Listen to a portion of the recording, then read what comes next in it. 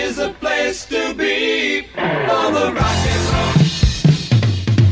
roll on your radio.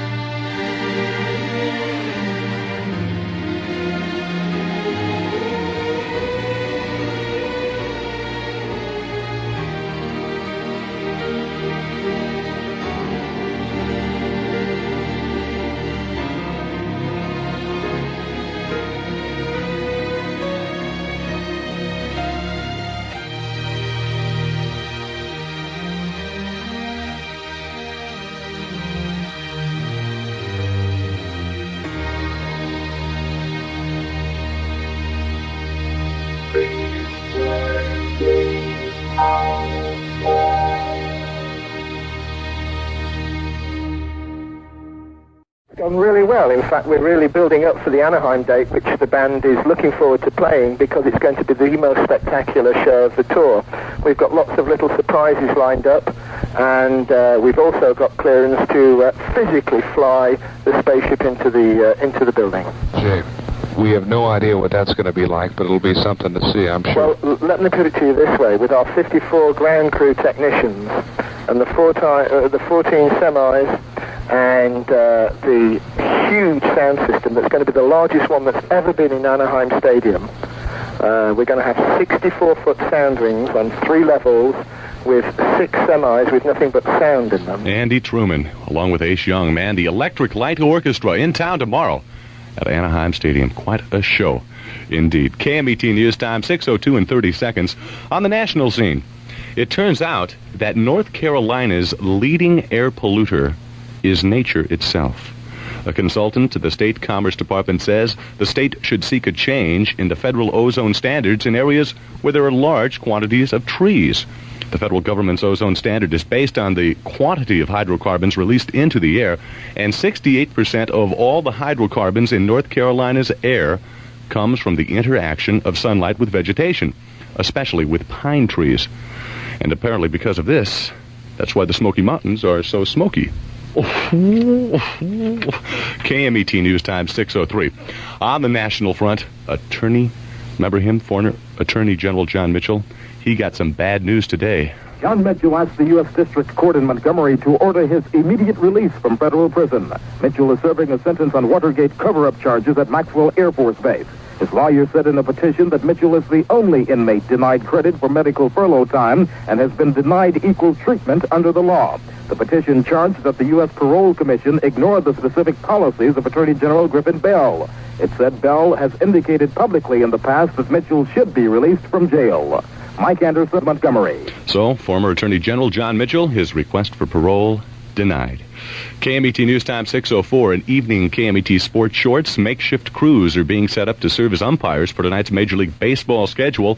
The umps, they are on strike. Apparently they want to renegotiate their contracts. In other sports shorts, Daredevil Don Vesco of El Cajon, he broke his own world land speed record today for a motorcycle. He covered a mile at the Bondeville Salt Flats in a two-way average of 314.355 miles per hour. Now that's cooking, you know what I mean? In other national notes, the ever-present chances of an impending postal strike still loose in the national news. With the report, here is Bob Berkowitz. Chances for heading off a nationwide postal workers strike dim substantially as the nation's largest postal workers union overwhelmingly rejected a tentative contract with the U.S. Postal Service. Under a resolution passed at a recent convention, Union President Emmett Andrews must ask the Postal Service to reopen the negotiations. And if the request is turned down, Andrews must call a strike within 5 days. But such a strike would be illegal. Asked if he was willing to break the law, Andrews said, I am willing to go through this mandate. I am trying to do everything I can to follow the mandate of that convention.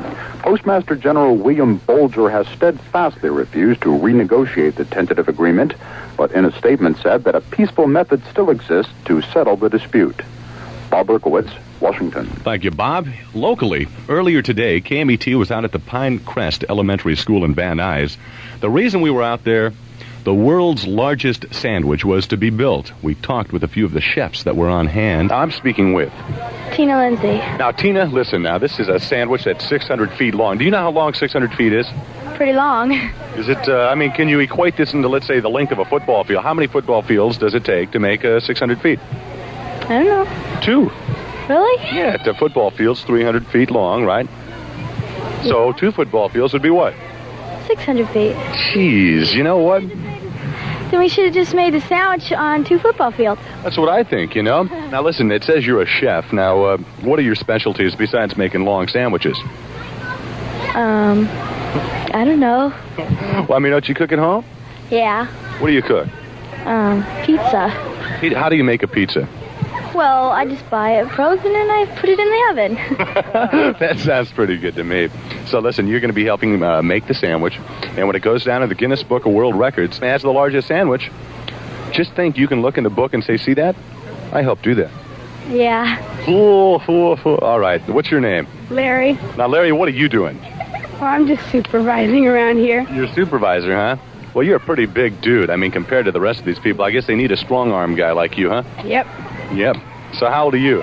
10. 10. Now, what about the sandwich? Do you think it's going to be a success, or do you think it's going to be a failure? A success all the way. All the way.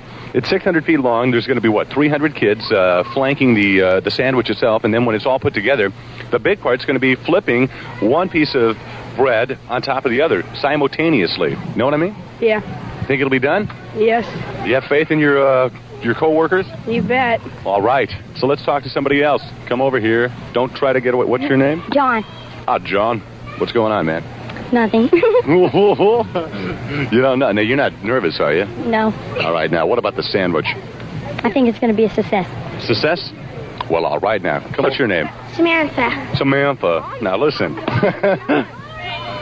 I want to know for sure now if this is going to be a success, because if there's people listening right now, and we don't want to give them the, you know what I mean, the false impression that this thing is going to, you think it's going to be okay? Yeah.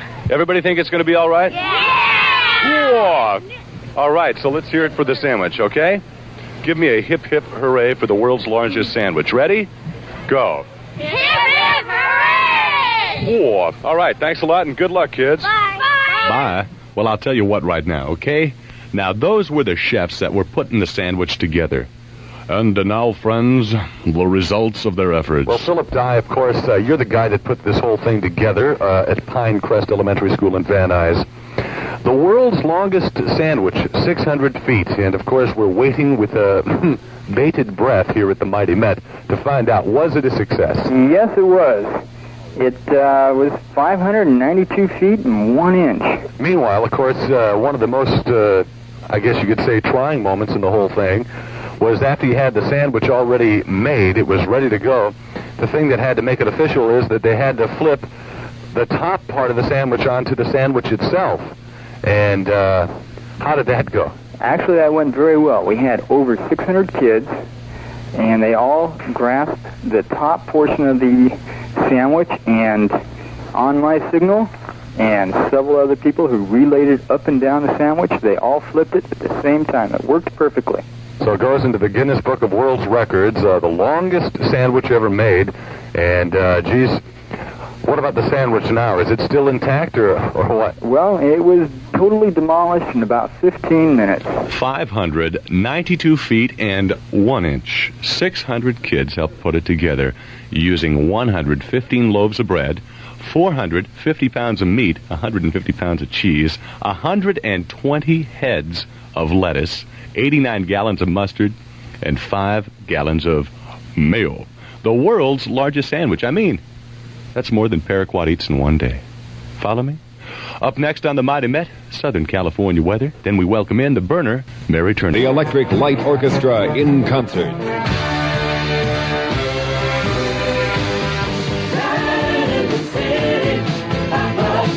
The big night with ELO and extra added attraction, Journey. And on the same show, Kingfish, and introducing Tricksters Saturday, August 26th at Anaheim Stadium. Don't miss the Electric Light Orchestra in concert with fantastic lighting and laser effects under the stars. ELO. Produced by Wolf and Lismiller Concerts. Tickets for ELO are now on sale at the Anaheim box offices and all the usual places. Early morning hours. Otherwise, fair tonight through Sunday with sunny days. All right now. Little change in temperature. The overnight low about 62. The high Saturday and Sunday near 82. Right now at the Civic Center, 74 degrees. LA Airport, 71. Long Beach, Orange County, 77. The Valley, Simi, Thousand Oaks, 76. San Diego, Del Mar, 74. And currently, Metro Media Square here in Hollywood, 72 degrees. Patrick Kelly here. Have a great weekend. More news at 6 a.m. Monday morning with Bro Ace Young as KMET informs Southern California. Now, KMET Rock Southern California. More great hit music. Let's welcome in the burner. Little bitty have a 94.7 KMET. Tweedledee.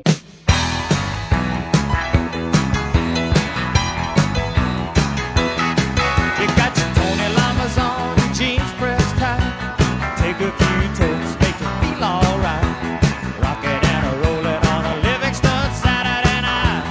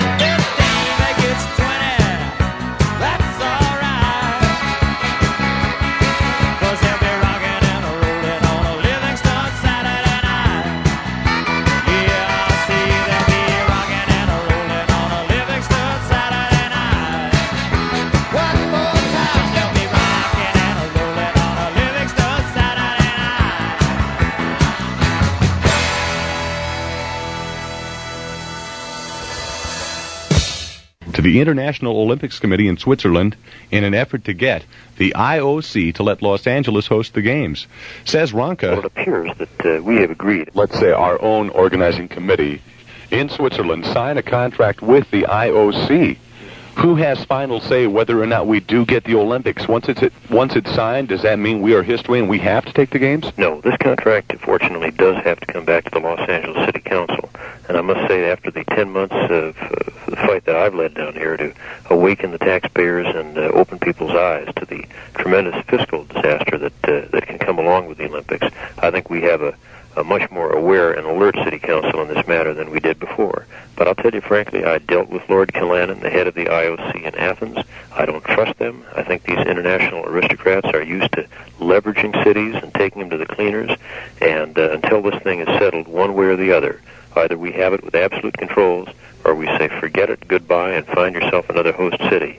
Until one of those two things finally occurs, I'm going to be very concerned about this entire matter. Meantime, what about the other councilmen? Do they feel basically the same way you do, or are they kind of with the local organizing committee? Well, I think it varies. I think that right now that really could go either way, and it depends on what the language in the contract is and what the protections are. If it's pretty blatant and obvious that we are not protected, I think the City Council will clearly come along with me and we will vote down any contract. The trouble would be if the contract looks pretty good on the surface, but actually has some loopholes that are not so obvious, but could still get us in big trouble. You know, one example is the security cost. The security cost in Montreal was supposed to be $1 million, but it turned out to be $100 million plus. The security cost in L.A., the initial estimate was $1 million.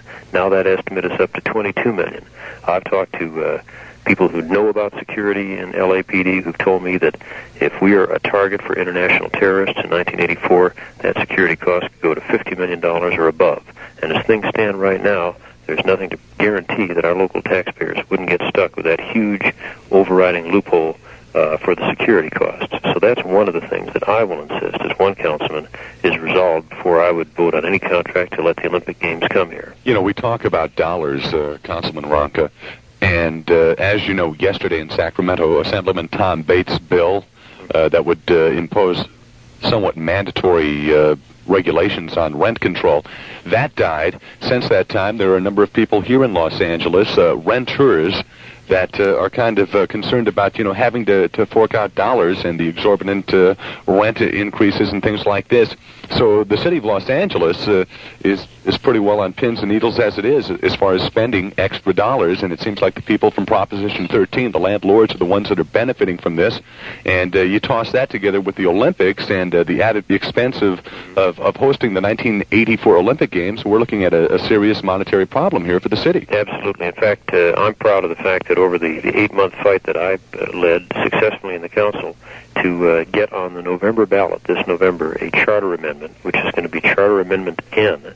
It's the one I authored to guarantee that we have Olympic cost controls so that if the games do come here, our city can't go into debt and our taxpayers will be reimbursed for any money spent. And that was a very important victory that, frankly, it had not been for the support of taxpayers, the same ones that voted for the Jarvis Amendment, I never could have gotten that through the council and on the ballot so the people themselves can vote on the Olympics and put cost controls in this November 7th. So the Olympic Games, 1984, they've been popping up in and out of the news for the last few months. Back again today, and this time, well, not good news. As Bob Ronka charges, our own Olympic Committee has made major capitulations over financial matters in the latest contract offers to the IOC so that the city of Los Angeles can host the 1984 Games. We'll keep you posted on that one, for we are KMET covering the stories that concern our Southern California listeners.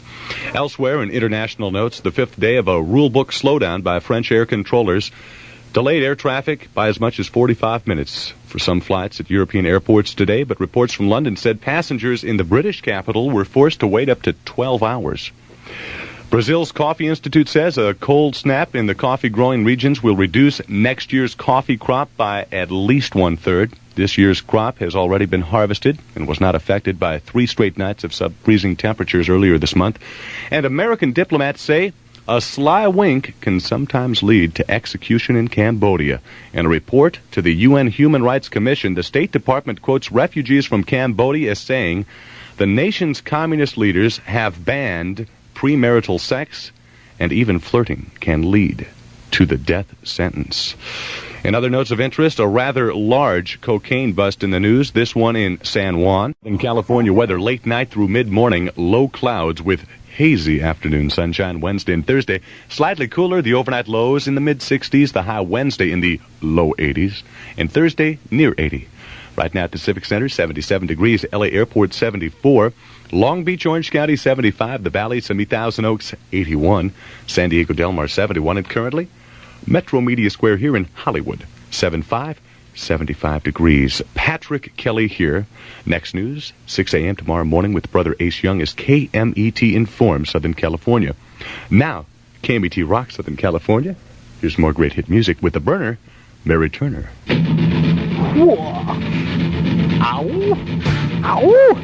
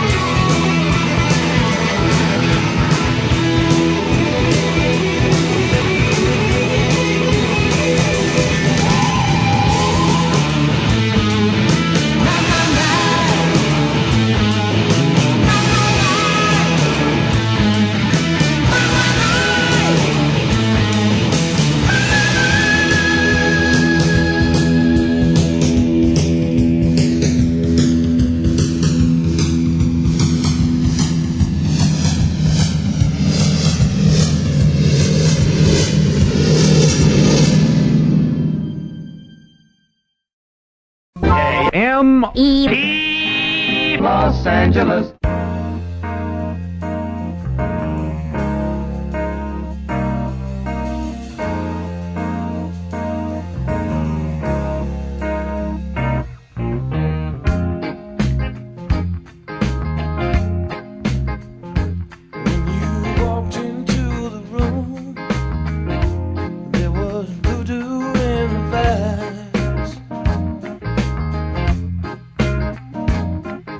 Captured by your style, but I could not catch your eyes.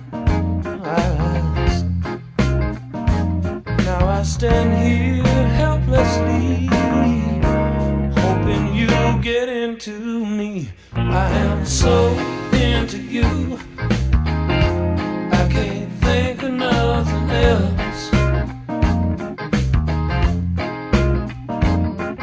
So into you, I can't think of nothing else.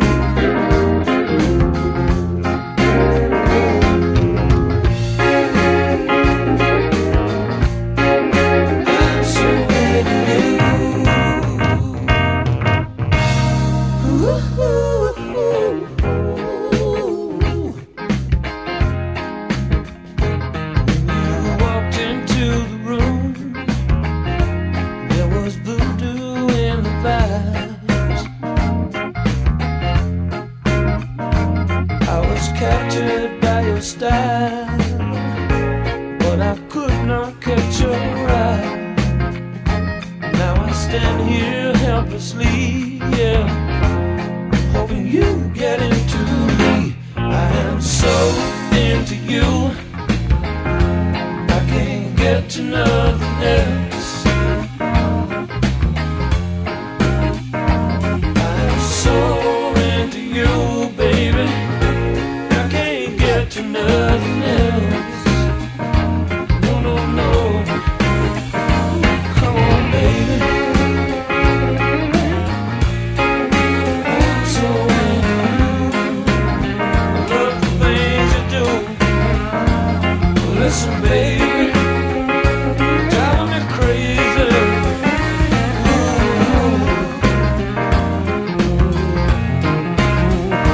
Come on, baby. I'm so into you. I love the things you do. Come on, baby. I'm so into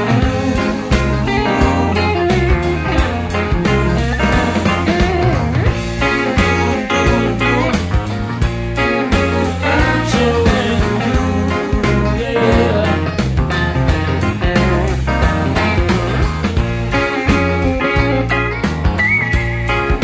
I'm so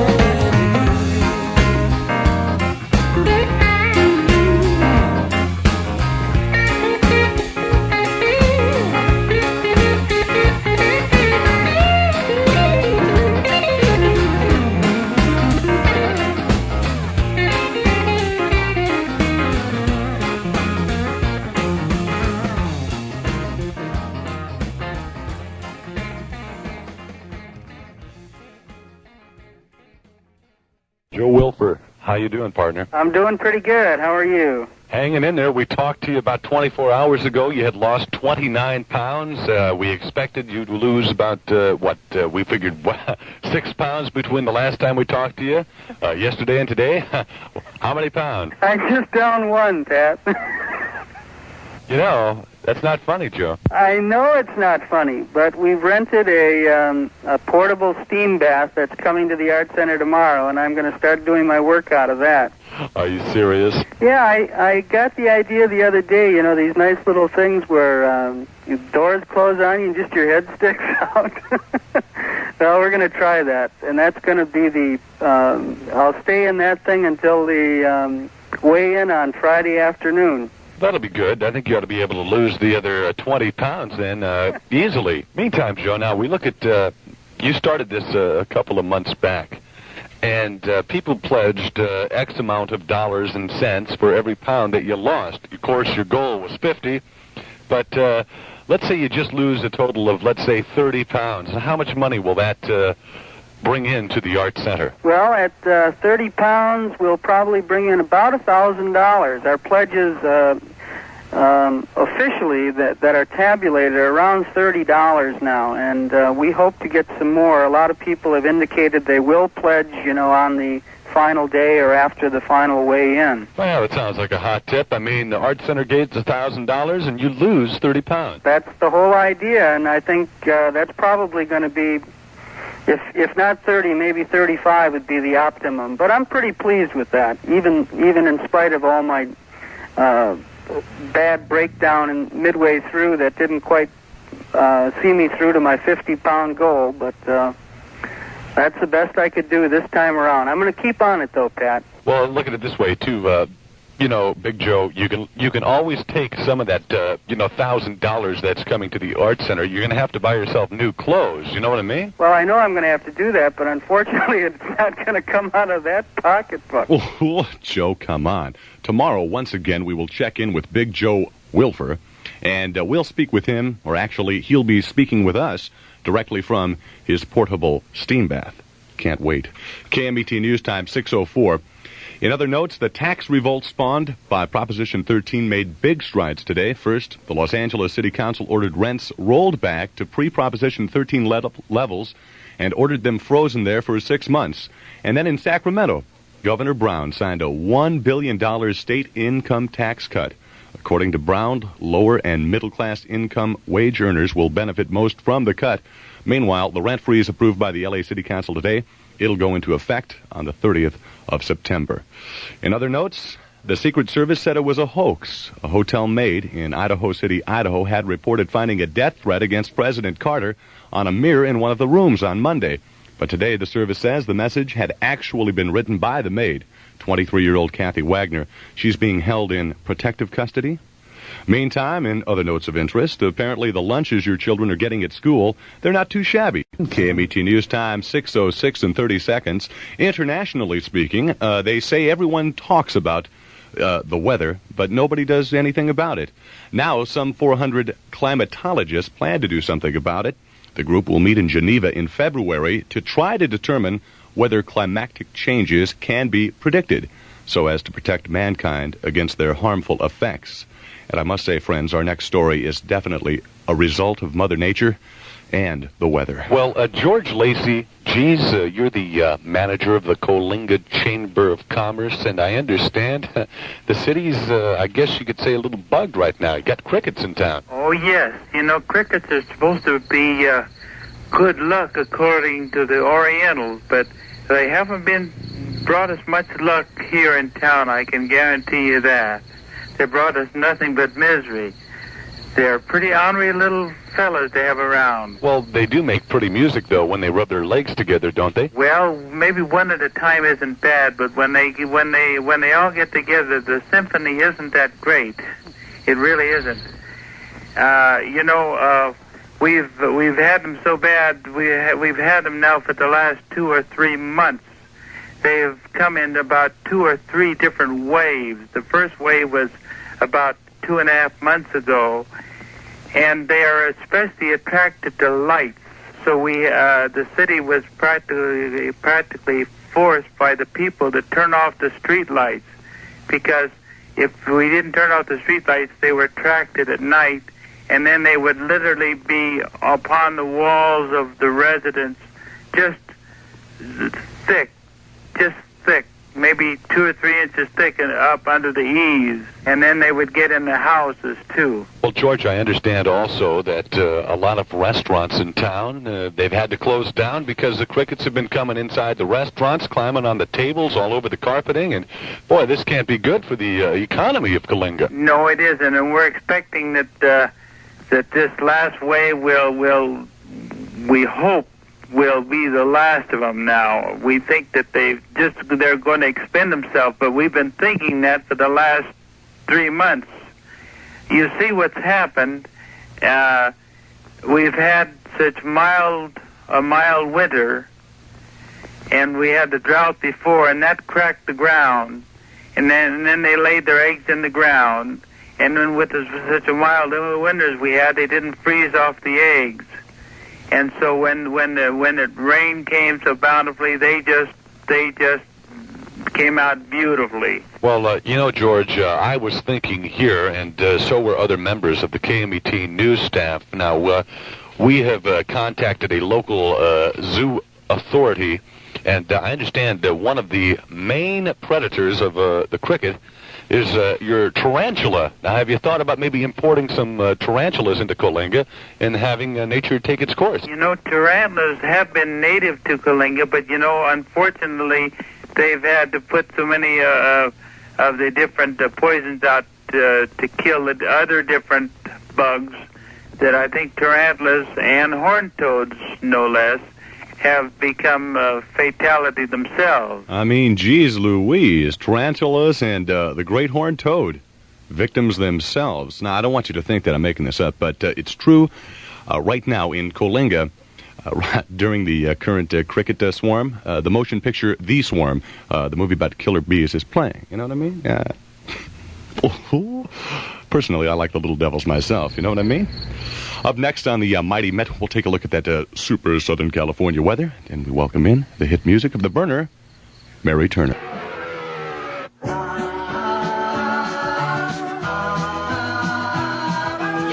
Southern California weather. Look for low clouds in the late night through mid-morning hours, clearing to hazy sunshine in the afternoons Thursday and Friday. Little change in temperature. The overnight lows in the mid-60s. The high both days near 80 right now at the Civic Center, 77 degrees. LA Airport, 71. Long Beach, Orange County, 78. The Valley, 70, Thousand Oaks, 83. San Diego, 73. Currently at Metro Media Square here in Hollywood, 74. That's 74 degrees. Patrick Kelly here. More news at 6 a.m. with Brother Ace Young. Of course, that's tomorrow morning as KMET Informs Southern California. Now, KMET Rock Southern California. Ladies and gentlemen, let's welcome in the burner, Mary Turner. Ow!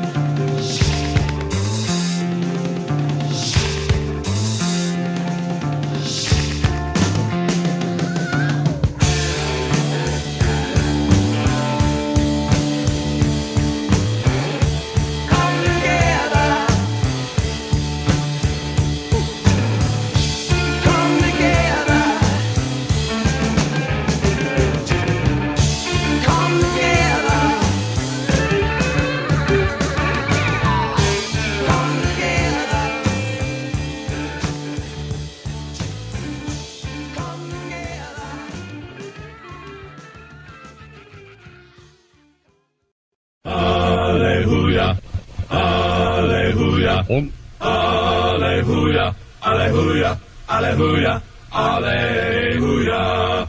KMET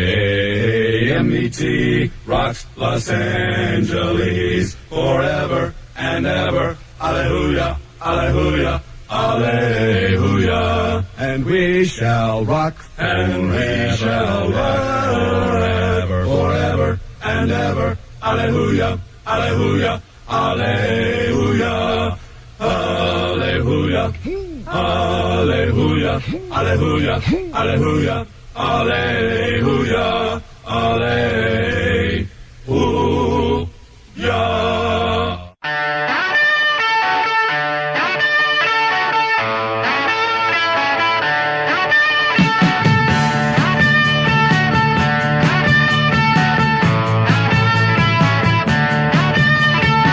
There's a place up ahead and I'm going just as fast as my feet can fly.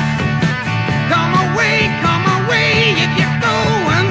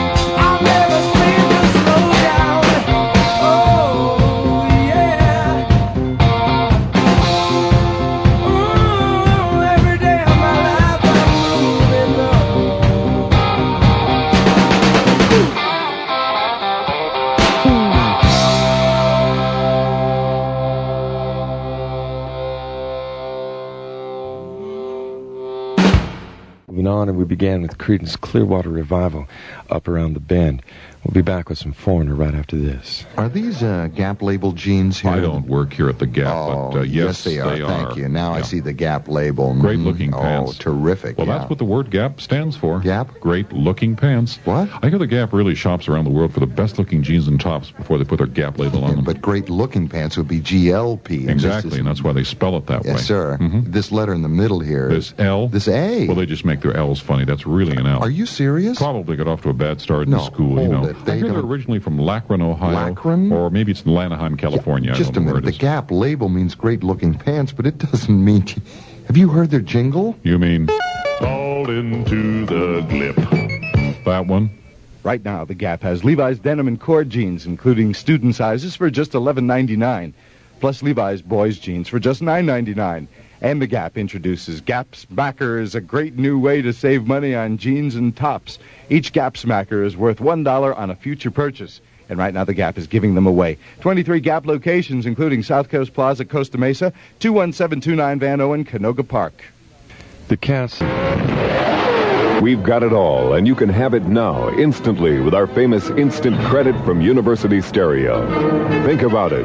You can walk into any of our 12 locations, and in most cases, with your good credit, walk out minutes later with your dream system only at University Stereo. And remember, if that's not enough, we're the ones with the reputation of being the lowest price stereo chain in the world. So where are the prices? Here come the prices. From Shure, next to top-of-the-line M95 ED cartridge sold all over the country for $50. Now at University, absolutely blown out at $23. And, of course, our famous C90 low-noise blank cassettes, complete with box and label, the real thing, back in stock again, 49 cents. No wonder. University Stereo. 12 locations, including Sherman Oaks, Westwood, Santa Monica, Canoga Park, Culver City, North Hollywood, and Riverside.